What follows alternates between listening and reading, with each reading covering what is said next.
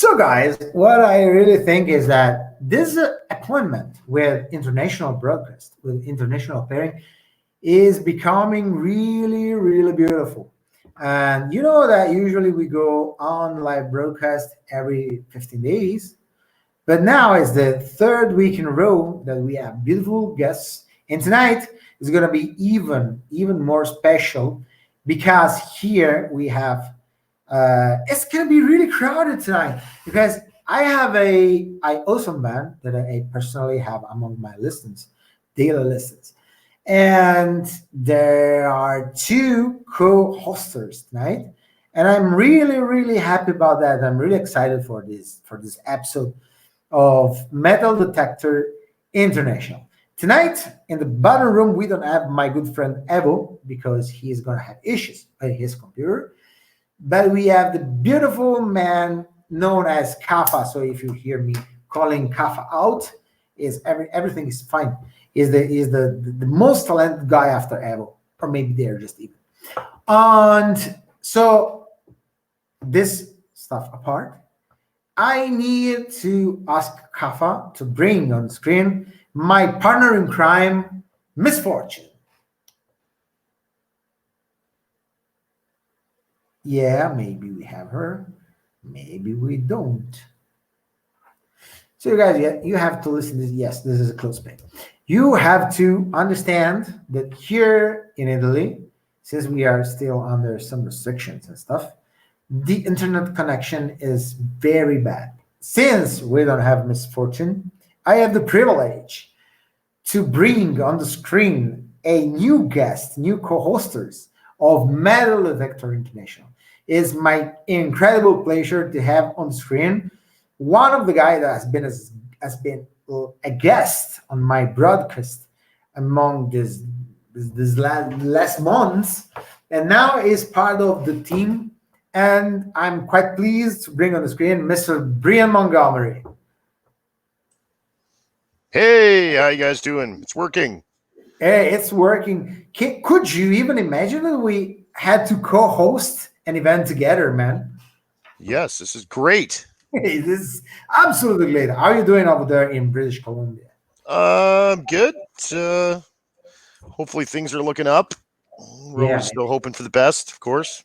Yeah. Still got restrictions. Oh, there's Misfortune. She's back. We have the beautiful part of the team. Misfortune, what happened to you? I have a lot of problems hearing. Yeah, we know that you. It's fine. It's fine. It's fine. She's frozen in time. Yes, it's frozen. She's like Elsa. She's frozen. I'm sorry. Elsa. Yeah, it's ugly. I know. And well, man, I know that tonight we are going to interview good friends of yours. Yes. So I wish I like you to introduce them because I know we have an awesome band tonight. So your privilege. Go on, man. So I have to introduce them? Yeah. Well, tonight we've got Suncrow.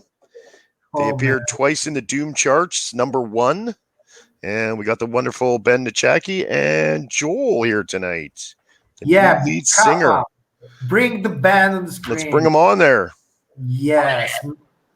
Hey, what's up, guys?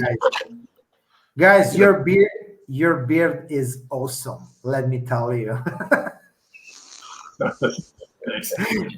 Sandro, welcome to Metal Detector International. This is the first time for you. And it's going to be very, very easy, very friendly. Since we have a problem, since our proper interviewer down here is going to have internet problems. So let's hope she can ask questions. If not, we're going to play cards, I guess. Ooh. It's raining cats and dogs here, and my connection is pretty much shit. Okay. Shitty. Yeah. Sally, go with the first question. Straight away. I'm going to mute my mic so these guys can talk. Classic question. We ask them. We ask it to everybody. So, where did you guys meet each other, and how did the band start? How did we get started? Yeah. So Todd and me are buddies that had a lot of mutual friends, and we actually just kind of connected musically. I don't know, about 3 years ago, 2.5 years ago, something like that. The band started before Todd, so Todd's kind of the new guy. The drummer and I, Keith, had been playing together for a really long time, since probably like high school or something like that. We just did a whole bunch of things together, and had some fun things happen along the way, and recorded Quest for Oblivion, and yeah, man, I'm just kind of brain swimming here trying to answer that question because it goes back across so much time, you know. Yeah, we've been playing together forever. And have you ever played in other bands, even together, before forming the Suncrow? Yeah, so the drummer Keith and I played back in bands going back into the late '90s, or geez, middle '90s in Seattle. We're old. We're pretty mossy, pretty old stones here. We were in a band back in the day called Broadhead. That was a really long time ago, maybe 2 lifetimes ago. And we played different things off and on together over time, but we started swinging back around into Suncrow a few years ago, and kind of, you know, we've been doing it for a while now. Guys, before we go on with proper questions, I need to ask you, if possible, to get closer to the microphone or just speak louder, because, you know, we have an international audience, especially Italians. So we need to be a lot cleaner. I don't know if you get me. Okay, if you can. Yeah. Come on, Ben, yell into the mic. We can do that. We can do that. You know, it's still early in the day out here, so we haven't got our yelling on, but we'll try and catch up to you. So where is that? There it is. Hey. I promise you can day drinking, really? Yep. No. I only get juice boxes.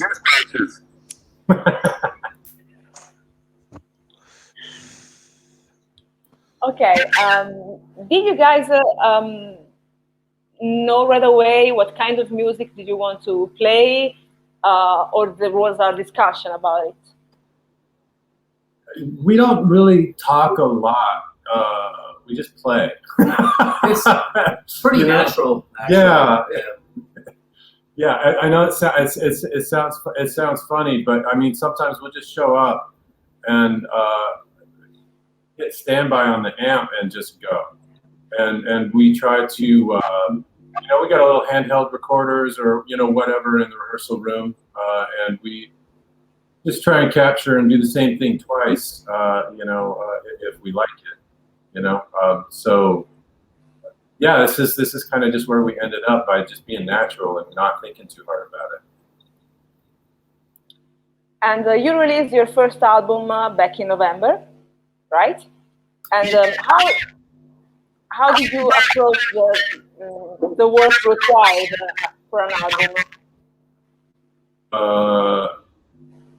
How did we write it, or if you composed together, staying in the rehearsal room, or if anyone made his part separately?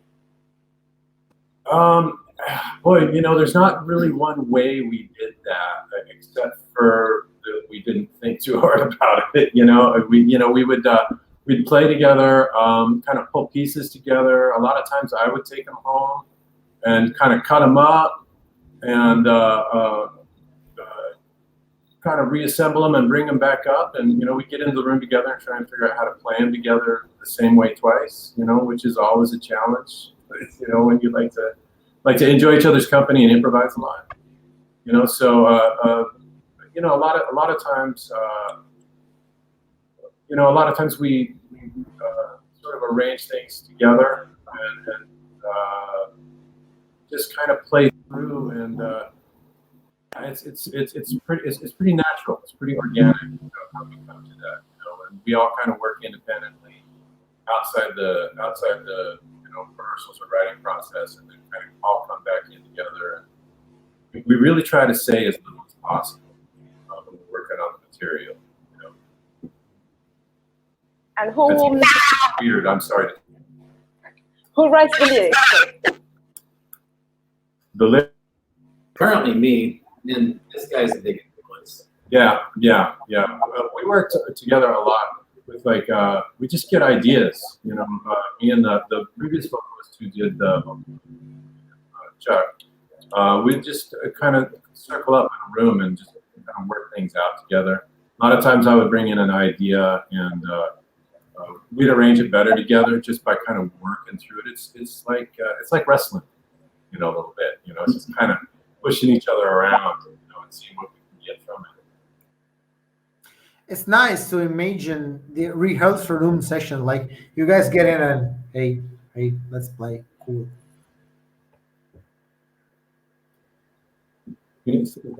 Say it again. I say you said earlier that you guys is just like a natural. We have you guys go into a natural flow when you compose, when you play, and this I just imagine the moment that you guys get together in the rehearsal room and you're like not speaking too much, and I was like, imagine you guys like, hey, let's play, cool. Yeah. That's it. You know, we try to do that whenever we can. I mean, we do it badly a lot, you know, until we get it right. So, you have to make a lot of mistakes to make something work, right? Yeah, absolutely. Brian, you know the guys. Do you think that they like get together and just speak very little and get awesome stuff together, and they're just telling us lies and they project a lot? What do you think? Well, let me just clear my throat. I know me and Ben have a lot of strange late night conversations about all things nerdy. I know that Ben likes to watch a lot of history documentary shows, as do I too. And we have some pretty deep conversation on Wednesday nights when I'm doing my show. I know I have a bottle of Pedialyte that I'm supposed to drink after drinking copious amounts of Fireball that I still haven't indulged in, and I'm waiting for the right day to open it. It'll be like a rite of passage. We're going to have to bring a second one up once they get the border cleared up, right? Yes. But, yeah. I'm glad that Ben and these Joel are able to make this one here. And, if I can credit myself for harassing him to do it, maybe I'll get some props out of that. Oh, dude, you've been a big booster, big supporter, man. Thank you. Thanks for that. That's little bit of poke from Brian the Bear, from it. Well, I think that it is pretty interesting if you guys could explain what was the role of Brian, what Brian did for you guys when the album got out, because me and this guy got into conversation 1 week ago about something called the spam machine. So can you just explain the situation and tell our audience what Brian did when the album went out? Brian, you can get into conversation whenever you want. Just one of us has to mute our mics, otherwise, I hear the feedback too. Ben sent me the album, what, 2 years ago, Ben? I don't know. Yeah, I think that we started sending some early tracks. We had demoed some stuff out and shared things back and forth. I would guess it's about then. So the pan machine or what? I wasn't sure. Oh no! Someone's gonna have to mute their mic for a sec. Yep. I think he was talking about me being the spam machine. I like to spam things on the internet and not pay Mark Zuckerberg for sponsored ads because he doesn't deserve my money. Right. Okay. Yeah. I think, you knew a lot more people and were aware of how a lot of the parts of these different communities were on Facebook. I gotta say that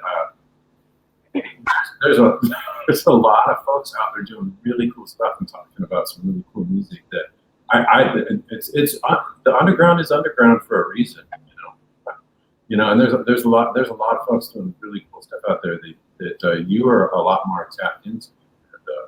And, I'm really just blown away that you're able to share stuff to a lot of folks out there. That was really cool. Joel, you can talk anytime you want, right? I know. Okay. I can. I have the mute button here, though. Yeah, so I guess when one of us talks, someone's gonna have to mute, otherwise we get horrible feedback. But that's fine. This is quite a problem. But I have a real serious question here. Did you guys buy him a beer at least? Not yet. Yeah. I Not have. yet. Well, so I mean, I set some stuff up with John and Amy last time they went up there from Year of the Cobra. Yes, he set me up with a 26-ounce bottle of Fireball and a bottle of Pedialyte, just in case I got dehydrated.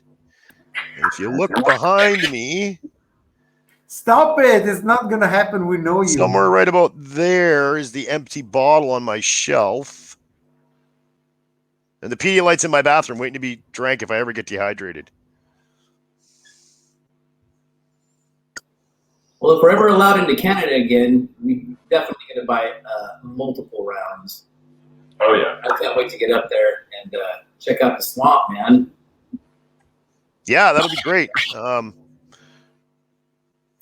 I think that his interview is gonna be very unconventional tonight. I don't know. We're actually currently working on purchasing a cocaine smuggling submarine so that we can get them here, or I can go down there. I thought we were doing. Or Zodiacs. I know it's difficult. I know it takes a lot of money, but we want to be part of the party.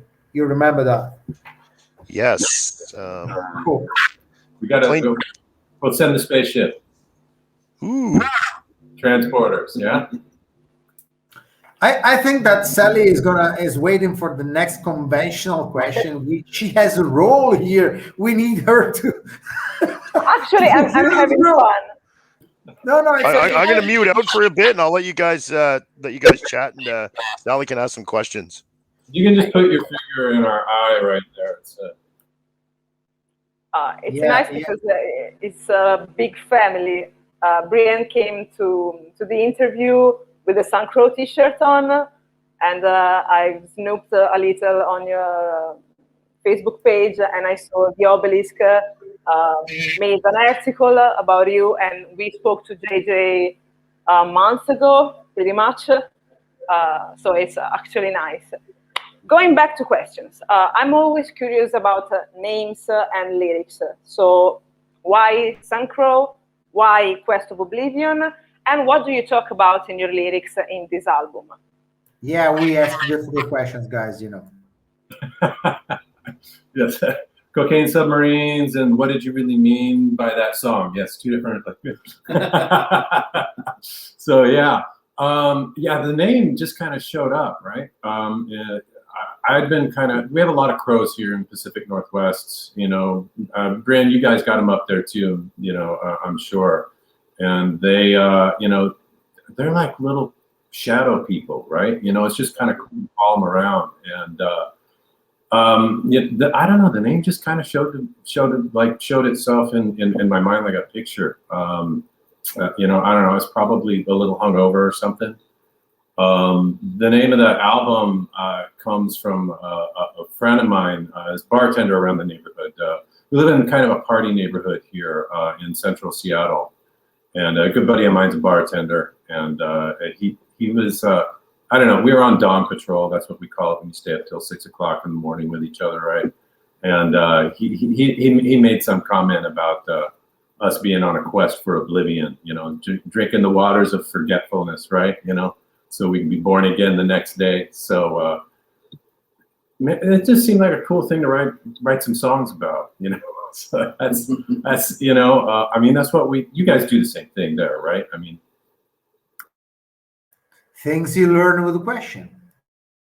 And the album is actually 70 minutes long. That's quite longer than the average music album. So it's a quest, man. Yeah. I mean, It's Why? dinner lasts at least 70 minutes. It's not question if it's shorter than it's gonna be like a it's trip in the neighborhood. See, we got to get you in the jam room with us. You get it? Yeah.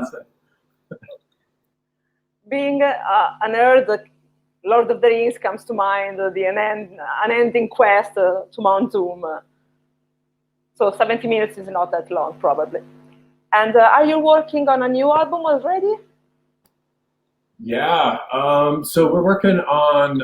We've got about 9 songs, so another 70 minutes, right? So, so we're kind of we're wrestling them. We're wrestling them. We've got some studio time booked in about 6 weeks to get started on that. In a weird way, it might be a little continuation of the story. Really, if we can make like 3 or 4 albums, all one song, that'd be real cool. If we can just keep rambling, it's going to end up being a very long quest that we began. Very long quest. I have 2 questions, 2 very crucial questions. It'll be a mythical quest for Oblivion. Yes. It'll be like Lord of the Rings. Part 3, part 4, yes. Yeah. I have a question for the guys. With added features. First of all, do you guys ever get some sleep? Yeah.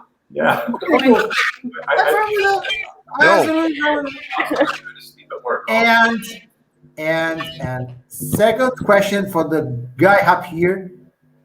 Do you think, Brian, Yes. that you're gonna be the spam machine again if they don't buy you booze before that? Or what?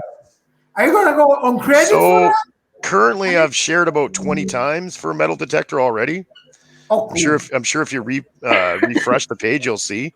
This whole time I've actually been spamming. Miss call.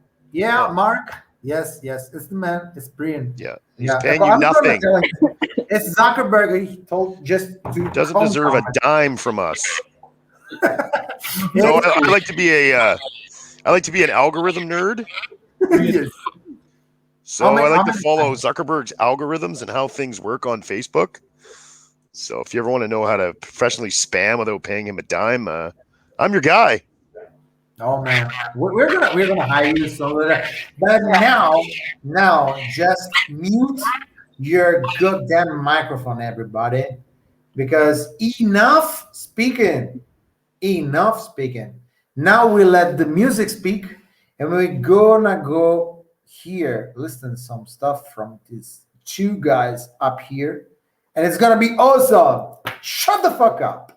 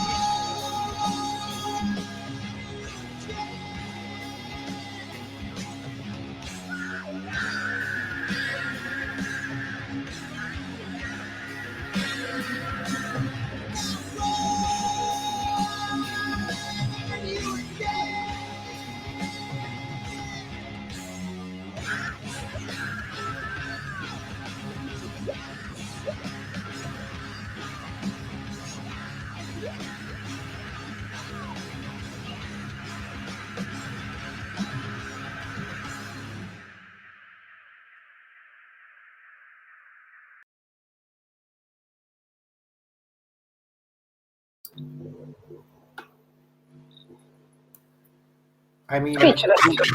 do we need to speak now? Can we just stay silent and let them ring? Guys, this was absolutely awesome. It's like Black Sabbath with a 70 vintage lyric voice lines on steroids. I mean, And some other things, yes. it's quite the stuff. It's quite the stuff. It's like I think vintage I'm going to cheese. drink even more. Huh? It's like vintage cheese out of the 70s. Man. Old, dirty, and greasy. Stay there. I think I'm going to get something to drink. Go on with the interview. It's fine. Better, yeah. Or a tall one. Okay. You released this album during the pandemic, and was it hard to record it? Well, it was kind of weird, because we had recorded this, like Brian said, we'd been working on it for a while, good long while. We had recorded it before the pandemic. There we go. He's got a whole bottle. Man, I think Watch we your eyes. just listen to doomy stuff. What is the purpose of listening to doomy stuff if you don't get like wasted or high or drunk? Is it even worth it? It is not. It always sounds best after 2 or 3, right? Say it again, please. It always sounds best after 2 or 3, right? Yeah. 2 or 3 of these, yeah. We got time. The night is young.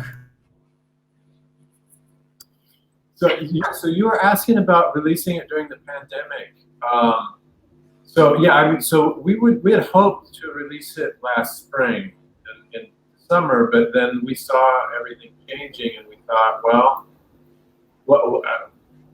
we don't know where anything's going to be, and we thought about looking for partners to work with on releasing the record, and we didn't know where the world was going to be or how long this was going to last. So we just thought it would be smart to park it and just wait and see what happens, because who knows what was going to be on the other side of this, right?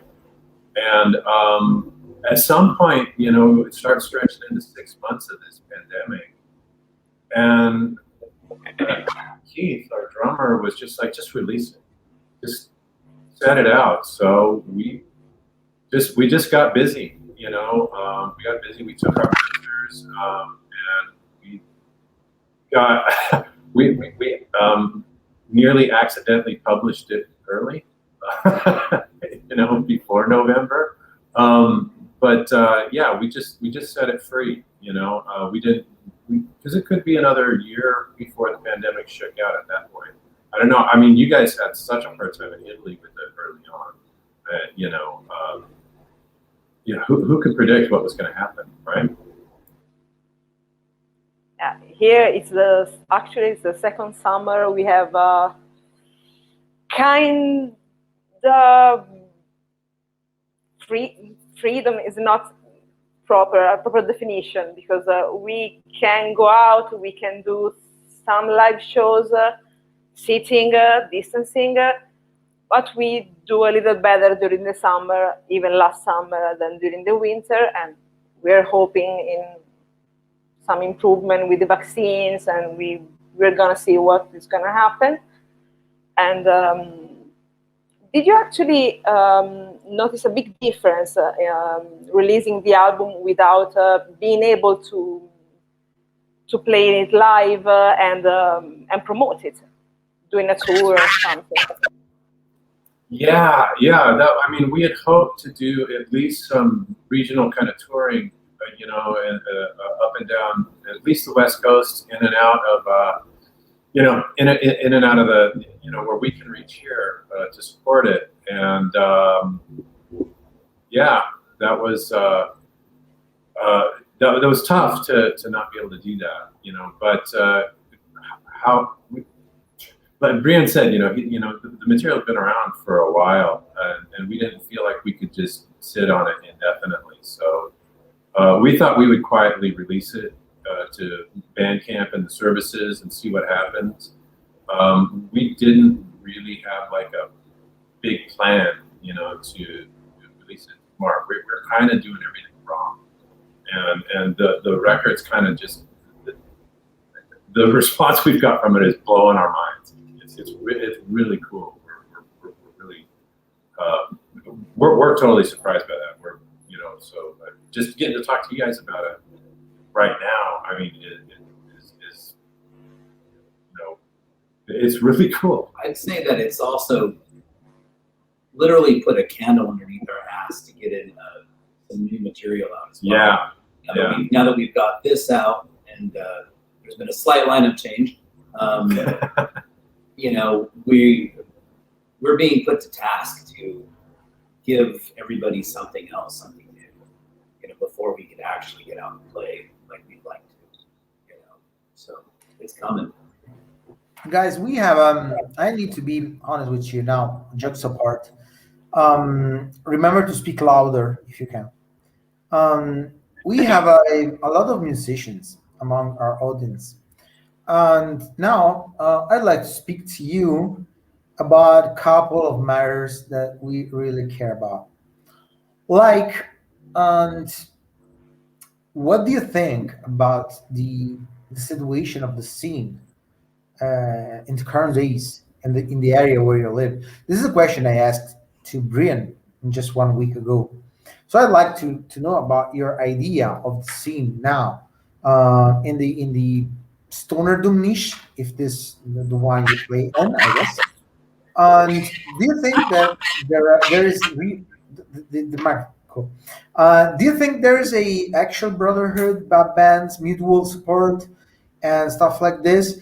Do you think that there will be venues to play when all of this will be over? What is your idea of the situation of the live shows at our level, at the current level, when everything will be over? What do you see? What do you foresee in your future? This is super interesting, because I was just looking a little more into this lately, because we're starting to open up here, and it looks like shows here are. I think I saw some bookings appearing for maybe September, some parts of August, and I was surprised by how many places here in Seattle are still able to hold it together, and the smaller places, medium-sized places, so under 100 capacity, over 200 capacity clubs. I get kind of emotional about it. I really miss being live shows. I really miss seeing bands, and I really miss seeing my friends. I didn't think that any of these clubs were going to make it through the pandemic. And it looks like about 2/3 of the clubs here in Seattle are starting to book for late summer or fall. And that's really cool. I'm really excited about that. My hair's kind of sticking up. Thinking about it, And, I'm sorry. That's all right. I was just going to say, there's a lot of clubs that have been. They also serve food and drinks to go, so they've been able to kind of keep it together, serving food, and I think there's been a big outpouring from the community donating money to try to keep these places going, and I think a lot of musicians have put out live streams to try to get people to donate money, and I think that there's this festering want for people to get out, and once things open back up, I don't think it's going to be a trickle, man. I think it's going to be like a dam that bursts, and everybody's just going to go screaming back out to the public to see rock and roll, to see live music again. I mean, I love my headphones, I love my speakers, but it's not a 412 in your face. Nope. But I wish you guys are right. Actually, I really do. And in Seattle, I just want to put a pin on that, too, because Seattle's very lucky, Pacific Northwest in general, like Tacoma, Seattle, Portland, Vancouver, because the West Coast has had so much tech money. There's so much technology money has raised so many prices that it's very hard for businesses to run clubs and venues. And most other cities have suffered a loss of a lot of live music venues, And for some reason, Seattle's been able to keep a lot of venues at different sizes, small, medium, large. And so it's amazing that we even have them before the pandemic, So to get to hold on to more than half of them through this is it's a miracle. And all the dive bars, man. We love playing a good dive bar. Yeah. I think that's still like my favorite thing to do, honestly. Very small, not smoky anymore, but beer-soaked dive bar. Love it. Being very close to the crowd, it's absolutely awesome. And I know, guys. maybe we can speak a little later when the broadcast is over, because I have questions to ask you when the camera's off. But Brian, this is the same question goes for you in your area. I don't think I asked you the last time. What do you think is gonna happen when they will say, "Okay, guys, go out and do what the fuck you like"? Well, I think they'll be like dancing in the streets. Man, I wish. But a lot of the venues, like I say here, are closed, and they're probably not coming back. I mean, at least, like I said before about what I do, I own my own house, so I'm kind of blanketed that they can't shut me down. So I'll probably end up doing more and more shows here on the swamp, of course. Of course, Sun Crow owes me a show that I refuse to pay for. But now that they're signed to Ripple Music, they'll probably want like 25 green Smarties or something, and a full green room with air conditioning and full catering, cheese and wine. So I'll probably have to talk to their tour manager about their rider. They'll probably want a limousine, a tour bus, sleeping quarters, Airbnbs, and groupies. I refuse to find anything that doesn't comprehend groupies. Foot massages. They want like beard oilings. I thought I owed you a foot massage. But no, in terms of venues and stuff, I don't know. The island's kind of, there's a few left that are going to weather the storm, but there's not a lot. And unless they get government money to reopen up, they're pretty much toast. Well, I'm telling you that tonight, this is the first week we are going to have a little freedom after the whole breakdown. Yeah. And we'll mess it up. Yeah, I was at the bar drinking with my baseman, and I told him, "What do you think if I just pick up the phone and call all the guys that owns the venues and see if they're still alive? I mean, so we can, I don't know." And with my big surprise, many of them, what guys you don't know, we live in the southern part of Italy, which is a kind of a poor area, and it was kind of surprising to see that many venues survived this. And I don't know what's going to happen, but we just try to play as soon as we can. And I'm telling you, just for reference, that here we're going to get booked. We're getting booked for this summer. Nice. So who knows? I mean, let's see what happens. I'm not. Well, I also think too, as soon as venues are open back up and we can have live shows, they're going to sell out probably within 24 hours of being announced. I'm sure everyone's just sitting back because nothing is the same as being blasted in the face with some heavy bass tracks or some guitar playing from Ben himself than listening to it on your headphones or some speakers. It's not the same thing. Live streams, yes, they're great, but it's not the same feeling that you get from a live show. No, man, it isn't. Right? I'm telling you, I don't think that the crowd is gonna be sitting down. No, I don't think so. I don't have any sitting room at my house. No. I cannot really play in front of a sitting room. I mean, if I wanted a sitting crowd, I would be playing in a theater, which is not gonna happen. But Not gonna happen. Not gonna happen. But before we run short of time, look when the interview is crowded, the time flies. So before it finishes, we have all the time in the world, but I don't want to steal your time too much. But before we part our ways to hopefully join together on a stage, I wish My house. I wish, man. Don't tell me that. Don't give me hope. But I have to give you hope because that's all we got right now. Man, that day will be very glorious. I think I will die in your swam. You can just bury me down.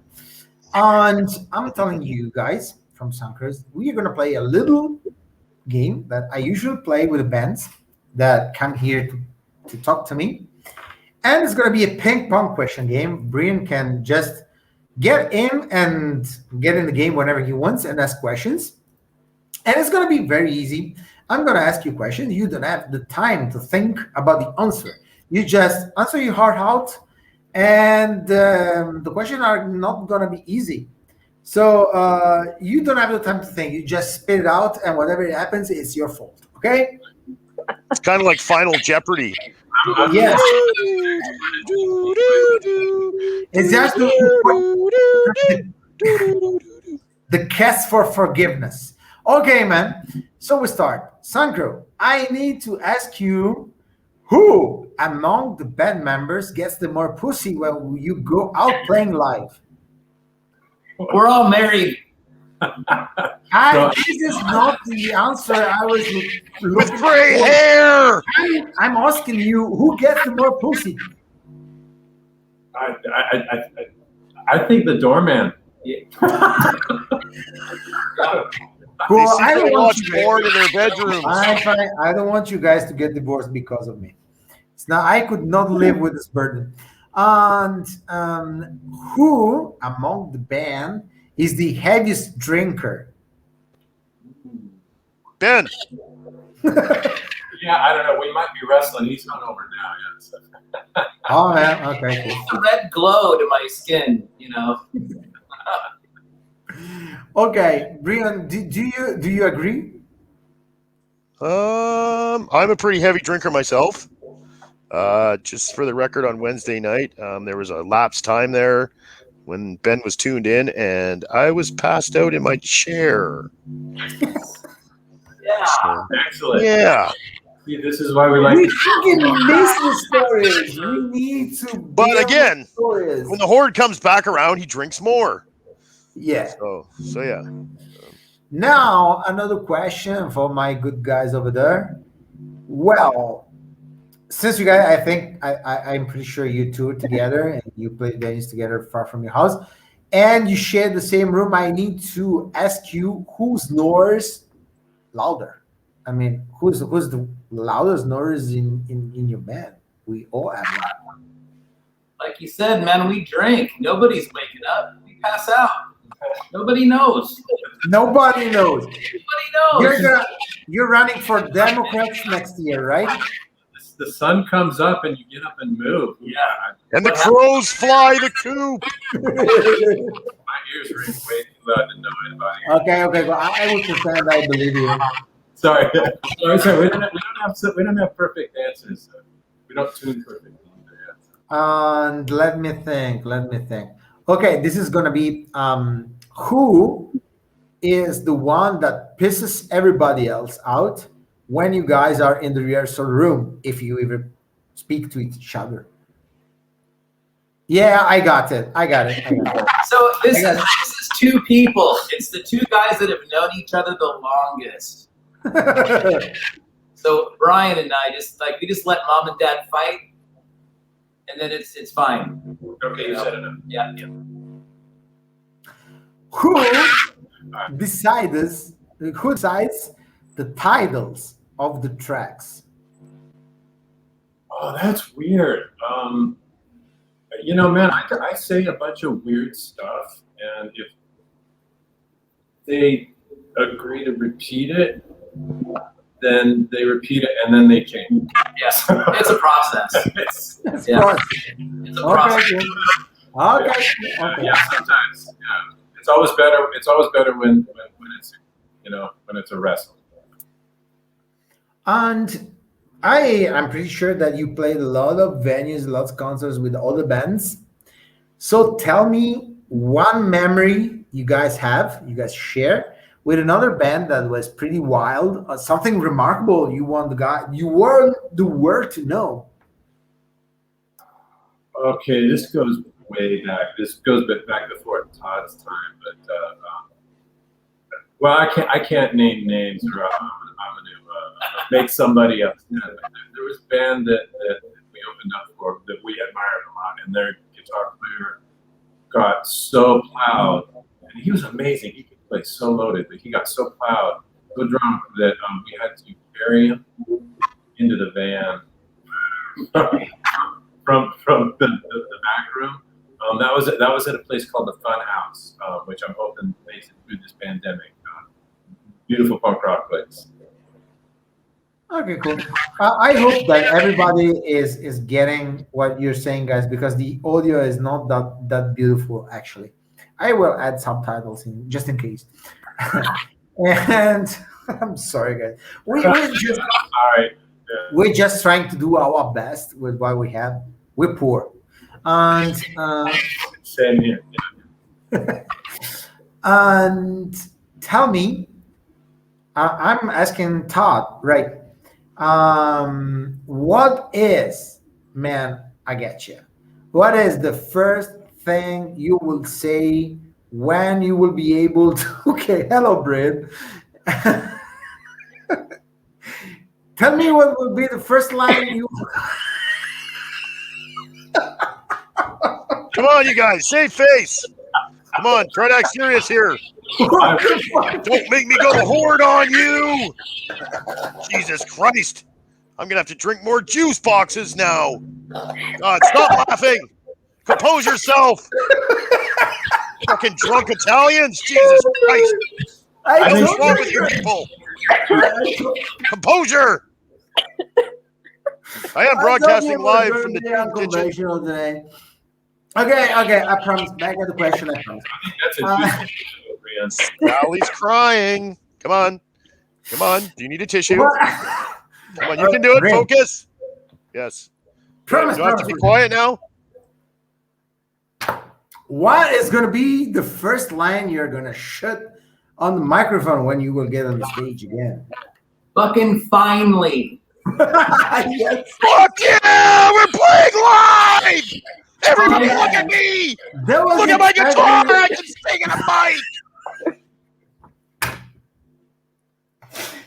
Guys, I swear this was not staged. And then the sound guy's going to go, Joel, your mic wasn't actually on yet. Hang on, I got to sound check you.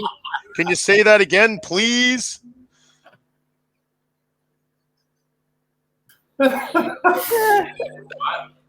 This is, guys, you have to understand that this is the first time that Brian goes on broadcast with us, and it's going to be tough from now on.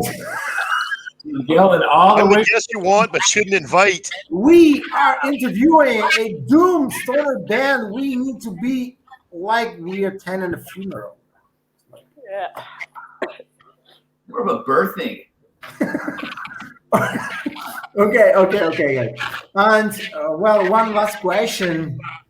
Let me find a very weird question. Okay. I got it. If you guys And this is a separate question for the both of you. If you could play with a band from the past, from, I don't know, whatever comes to your mind, if you could share the stage with a band, what would it be if you just could ask for it? That's so obvious, though, for us. I'd say no. No, it's not. No.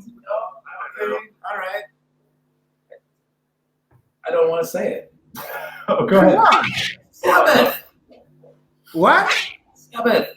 Oh man, that was too easy. They're out.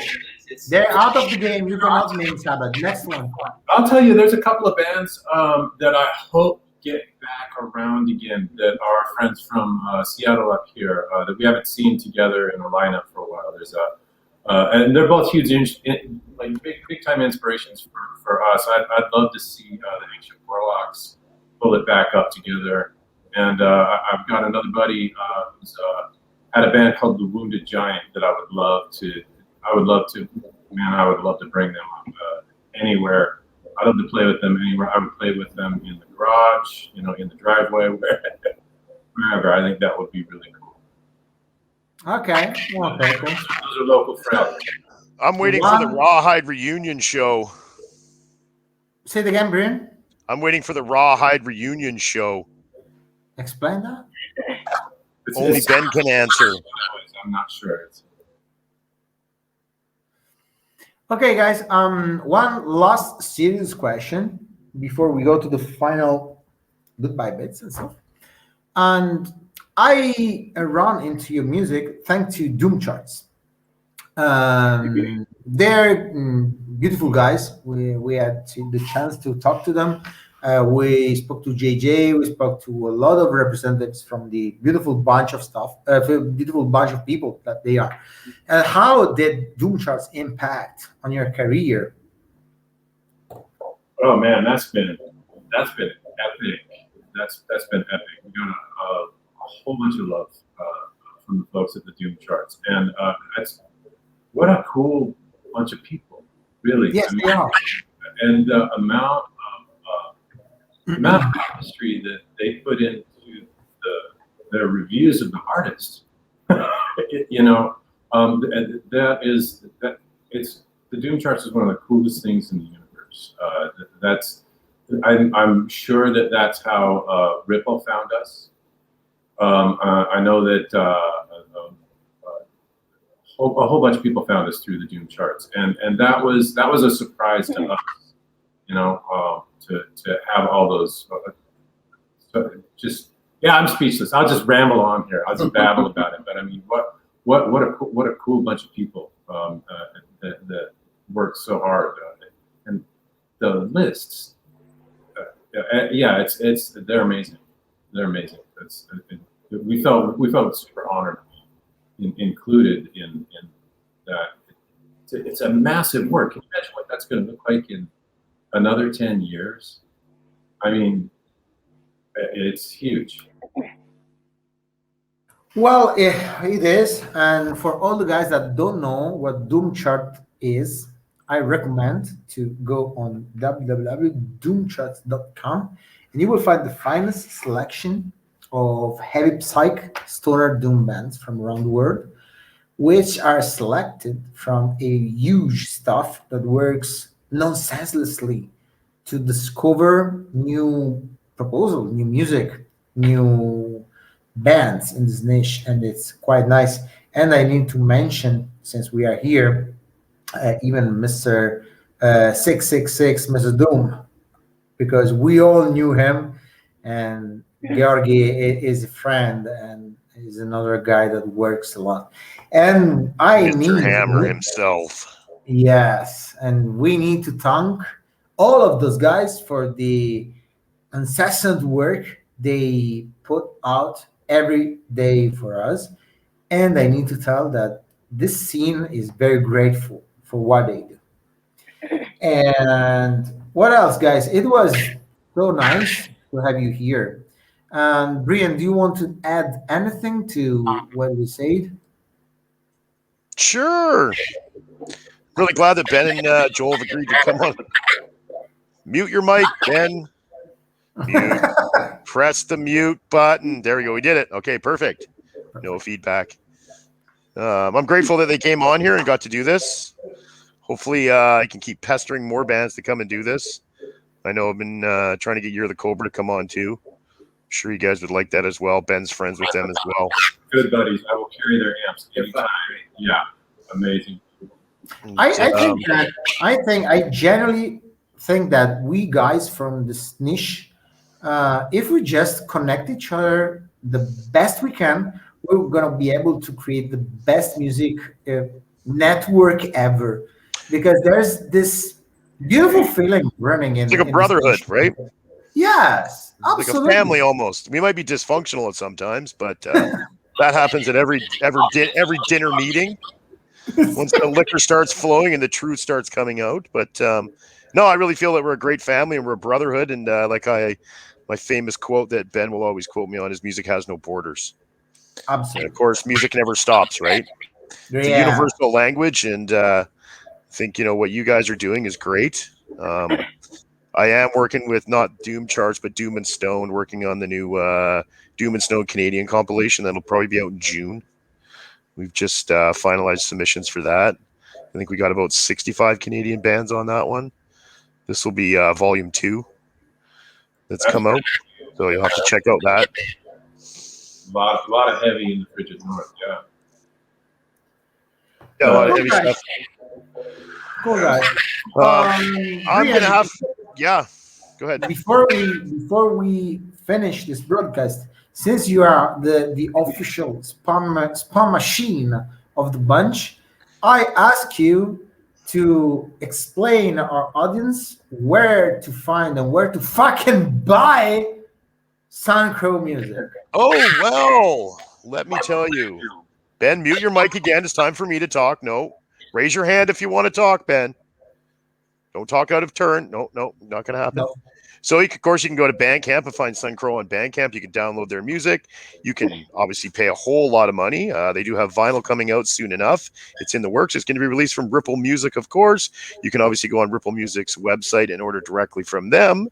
Suncrow does have merch, and I'm sure that there you go. They'll be sending They'll be sending a free T-shirt to you and Sally, courtesy of the Horde.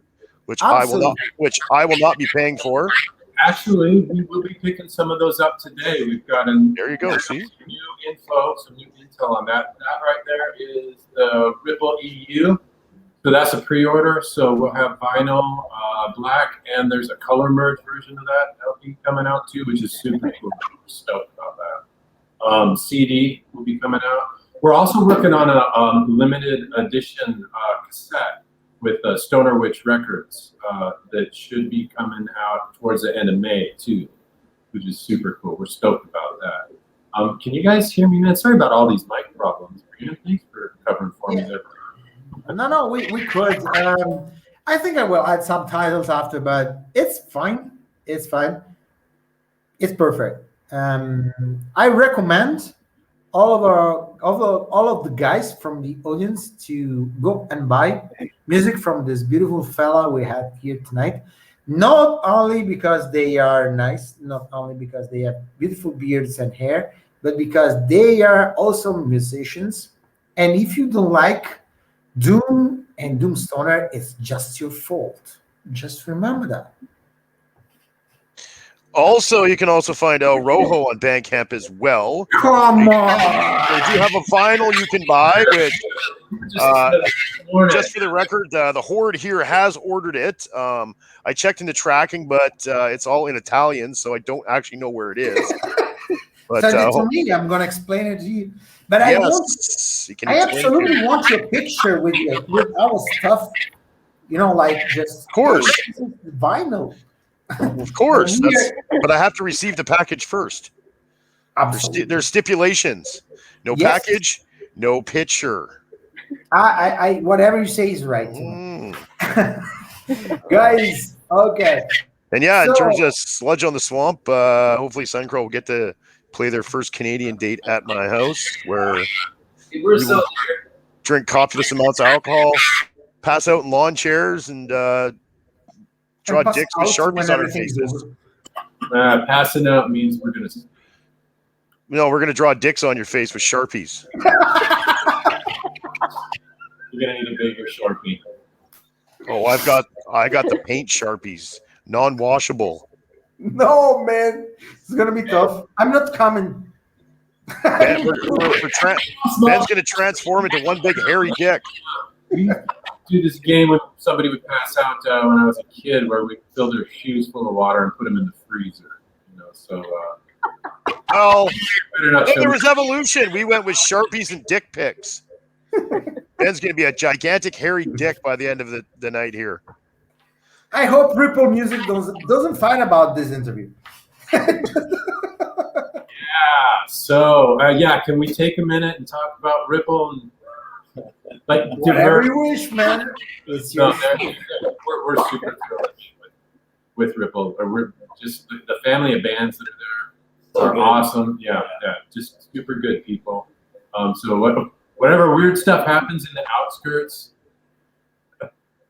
we're still really glad to be with the good people that we're with, no matter what they think about what we're doing. Just as somebody who enjoy music, I listen to music a lot, and just being with those guys, I've discovered so many new fucking amazing bands. Just going through their catalogs, it's been very, very cool to be part of that whole thing. Well, guys, I've been playing metal all my life until 2016, I guess. And when I got into this niche, I was talked about the level of brotherhood and friendship. How can I explain that runs among the bands in this niche? It's just beautiful. It's just nice. I think it is what it's meant to be, in my opinion. Yeah, same here. Yeah, I mean, it's louder if we all put everything together, right? We people don't really need to run over each other. It's better when we run together, right? Well, guys, to the day we meet in the playing together on the stage that Brian will set up for us, I need to tell you to wait for me behind the curtain, because Sally and I are gonna bid goodbye to the audience. I hope this time for real, because during the last broadcast that we hosted, we said we're gonna say goodbye to the audience, and we're gonna go back. And someone on the back just cut it down, and it was just embarrassing to me. But tonight, I asked Kafa in the bottom room to just fucking wait and just don't cut me off. Kafa, look at me. Don't cut me off. Okay? It was gonna be on the stage, on the background, behind the curtain with us, because I know that he wants to speak with you. So again, it was my absolute pleasure to talk to Suncrow, this amazing doom band from Seattle. Go fucking buy their music, because they deserve that. And Fuck yeah! Thank to the new renamed Spam Machine, Brian Montgomery from the Swamp. Just drink something for me when everything is over. Miss Fortune, you just was useless tonight. Just you acknowledged it. You were absolutely useless. But this is what happens when you are among Doomstoner guys. This is what it is. I'm not complaining. Guys, can I just, I don't know, propose a round of applause for Miss Fortune? Thank you so much. Thank you. Oh, God. Cool. And this was a beautiful broadcast. It was nice to have you here. Everybody, go buy Suncrow's stuff on Bandcamp. And guys, whatever you want to say, this is the moment. Thank you. Turn it up. Yeah. Turn it up. And come back here often and check these people out. They're good people.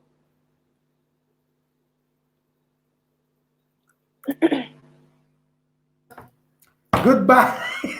Goodbye to Suncrow. Everybody unmute at once so we have feedback. I'm happy to be here with you. Somebody's going to just have to pull the plug. Did anyone use the courtroom teletyper for this? You The stop. shortlist translation of what we actually inspired to say? I just need to know. Brian, whatever you want to say to close the show, Hey. say it now. Thanks for having me on. Sally, thanks again for having me on. Joel, Ben, thanks for coming on here and having this kind of weird, unethical interview we did today. It's always fun, but you guys will find that most of the people out here in the Pacific Northwest, we can be very serious when we need to be, but we like to joke around. We like to be sarcastic, and we like to laugh and smile a lot. Absolutely. I think that's what we have a great culture out here. And when you guys are here visiting, we can show you about that culture. I have no doubt. Come to me, my child. Ben is like Tulsa Doom out of Coman. Come to me, my child. Flesh is stronger than the crow. Guys, it's been great. And I'm going to use a little Italian to speak to Cafa. Cafa, puoi tirare fuori gli ospiti. I'm going to check out. Guys. I got to check out because I got a plane to go catch. So you guys chat amongst yourself, and we'll talk to you guys soon. Absolutely. Ciao. Ciao. Bye-bye.